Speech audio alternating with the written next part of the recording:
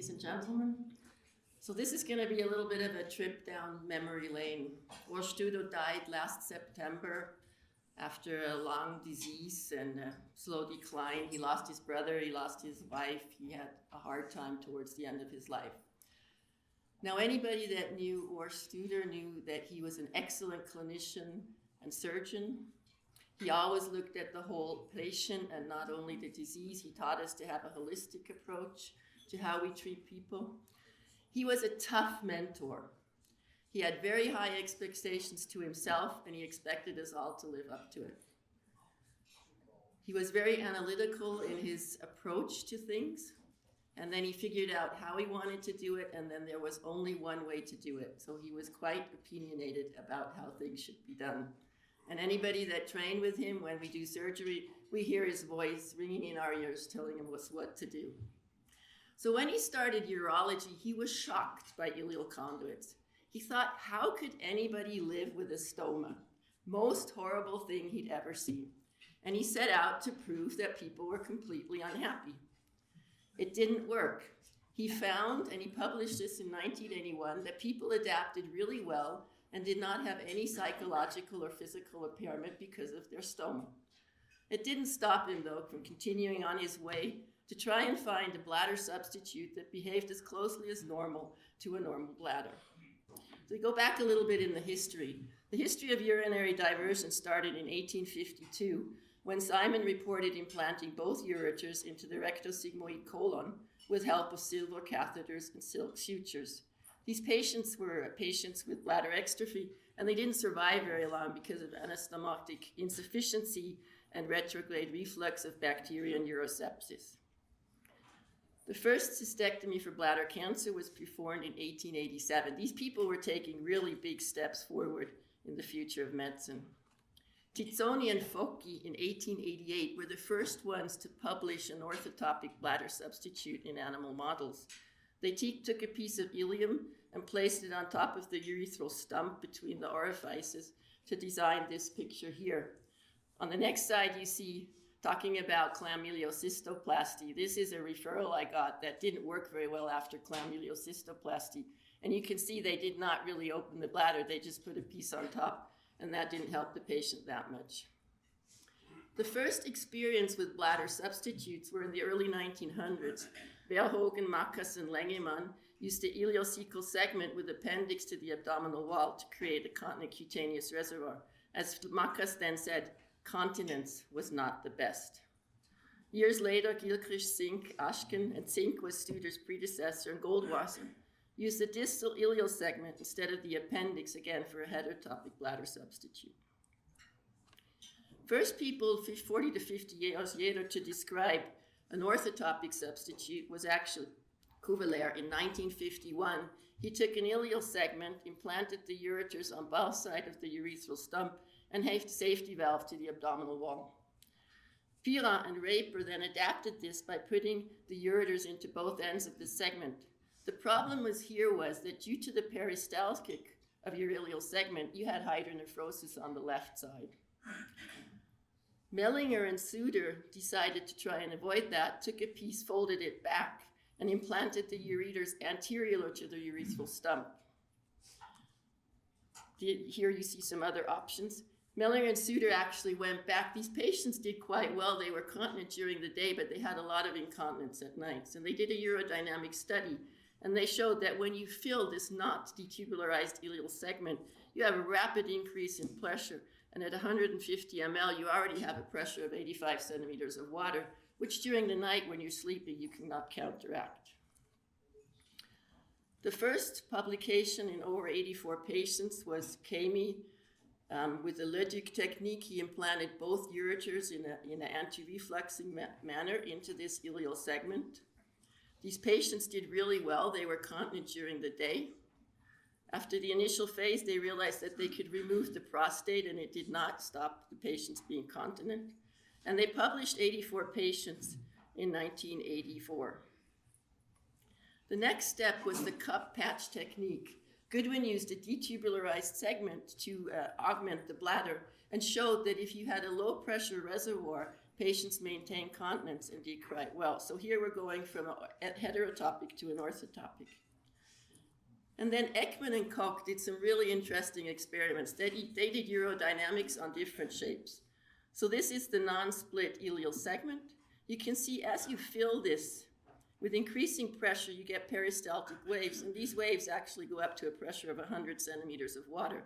And these patients could counteract this during the day, but at night when they were sleeping, this high pressure caused a lot of incontinence. So this was not really sufficient to make them satisfied. Frankson and Geertz then detubularized and folded back. And here you can see you doubled the volume until your pressure waves started, but then you had the same pressure waves again. And then they folded it back once more, created a sphere, and you can see through this, the pressure waves disappeared, and you could fill this up to a volume of 500 ml without seeing any pressure waves. So now you have your low pressure reservoir. And Koch then took that and developed his heterotopic reservoir. He used 60 to 70 centimeters of ileum, created a sphere, and made 2 split cup nipples, one to implant the ureters and one to bring to the abdominal wall. And this was quite a successful heterotopic diversion. Studer then decided that he was going to take the Goodwin approach, that you had a low pressure reservoir, which allowed continence during the day, and use the Koch to do this. So he combined the two ideas and did some experiments on dogs when he was in the States. He constructed his reservoir in dogs, did an anti-refluxing nipple to their native bladder, which was drained by a catheter, let it heal, and filled retrograde to prove that he could fill it, that it healed, and that the anastomosis would open. And after 4 or 5 of these experiments showing proof of principle, he designed his own orthotopic ileal bladder substitute.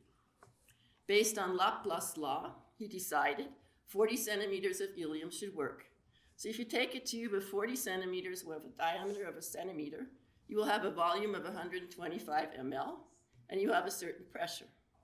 If you detubularize and fold it back, you double your radius, you double your volume, and you half your pressure. And if you fold it back once more to get a sphere, your radius doubles again, your volume doubles again, and your pressure is divided by 4. And now you have your low pressure reservoir with an adequate volume. It doesn't matter what shape the reservoir is. So all these adaptations, it's an M, a W, an S, doesn't matter. It just has to be a sphere. That's where you get your optimal pressure. Studer's approach is actually quite simple because you just double fold back. I find placing the M and sewing the lines more difficult, but at the end, this does not make a difference. Next step was how to design. So he decided he wanted to spare the 25 distal parts of the ileum to avoid metabolic disturbances, vitamin B12 and folic acid. And also keep the ileocecal valve intact because he believed if you had bacteria ascending into the small intestine, you had a lot of more diarrhea and problems afterwards. He then decided a large incision on the aboral end. This allows you to bring it down to the urethral stump, gives you enough length. On the other side, the afferent segment, a very small incision. And as you can see here, you have good vascularization to your ileal segment, which is important to keep it alive. You then close both ends, fold it back, bring it up above the abdomen, and implant the ureters in an end-to-side open fashion after passing the left ureter to the right side over this inferior mesenteric artery.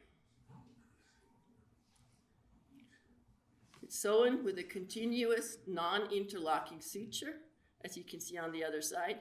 And I still hear him showing us all the time, look, when I pull on it and descend, my continuous suture just gets tighter. So when the bladder fills, there'll be no leakage. If you interlock, you're blocking this reflex and you will have more leakage. Then folded it back and sewed the other 2 ends. You make a hole in the very distal portion so it's sitting flat on the pelvic floor, which supports it. Attach it to your urethral stump with 6 sutures. Initially, and this seems like intuitively a good idea, he took the closed end and implanted it onto the urethral stump. It gave you a bit more length. However, this did not work. these patients had a kinking of this piece of urethra, so they could not void. And besides that, there was peristalsis of this piece, so they were incontinent and couldn't empty. So that was definitely not a good idea, and that changed the procedure to what I showed you before. He published this in 1988, after 3 years of doing only every 6 months one patient to have a proof of principle. And take note here, it was published in Seminars in Urology. Summary was promising results, upper tract function retained after 3 years, in a limited number of selected patients, cannot replace cock or ileal conduit, and may become an interesting alternative for urinary diversion in selected, take note, male patients. Same time, Richard Hautmann published his neobladder in the Journal of Urology. And the story was they both submitted it at the same time to the Journal of Urology. And Gillenwater, who was editor at that time, decided to publish Hautmann's paper, forcing Studer to publish in Seminars of Urology. And over the years, whenever we submitted to the Journal of Urology, he says, we'll have a good chance of getting it published because he still feels bad about rejecting my article in 1988. The next step was, do we need refluxing or anti-reflux implantation of the ureters? And this was a big, big, big discussion. And Studer always advocated it was not necessary if you have a low pressure reservoir. So we did the 35-35 study. Randomized 35 patients to either a triple nipple intussuscepted or a split averted nipple. And the others were implanted in the end-to-side fashion as shown before. Retrograde filling, you can see the two anti-refluxing implantations. There's no reflux into the upper tract as we would expect. On the other side with the afferent tubular segment, you can see bilateral reflux when you fill in a retrograde fashion. He then did urodynamic studies in patients with a nephrostomy tube in place. Here you see the bladder with the anti-refluxing nipple is filled to full pressure with about 40 centimeters of water. And when he presses on the bladder with the clamp, the pressure rises in the renal pelvis and in the bladder, but not in the abdomen. And there is no reflux as we would expect. If you fill the patient with the afferent tubular segment, you can see a beginning reflux. When they cough, pressure is exactly the same in the abdomen, in the renal pelvis, and in the bladder. This means that there is no reflux in this physiological condition. So you only get reflux if you fill in a retrograde manner. And here I have a short video that he did years ago. I found it when I was preparing. You can see there's a nephrostomy tube in the left side. The bladder is being filled in a retrograde manner. You can see the pressure is relatively low, slowly filling, and then you start to see a little reflux. And this always starts on the right side because the right ureter is shorter. So you always have the first reflux. Now the patient is straining to void, which doesn't really change anything, and the pressure goes up overall. It's filled a bit more now. Now you can see both sides filled. Again, when he strains, no reflux. So it only occurs in a non-physiological condition. Pressing and pressing, nothing happens. Now he's pressing on the bladder with the clamp. And here you see maybe a little bit of reflux because now you're really causing pressure only in the bladder and not throughout the abdomen.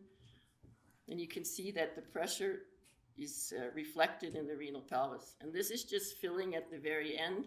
And the idea with the afferent tubular segment that with 1 centimeter of ileum, you had a 1 centimeter of water protection against reflux because of the peristaltic. And as you see here in a minute, it really milks it down into the bladder when they start to void. So it does have a certain protective function. And we started with 20 centimeters of an afferent tubular segment.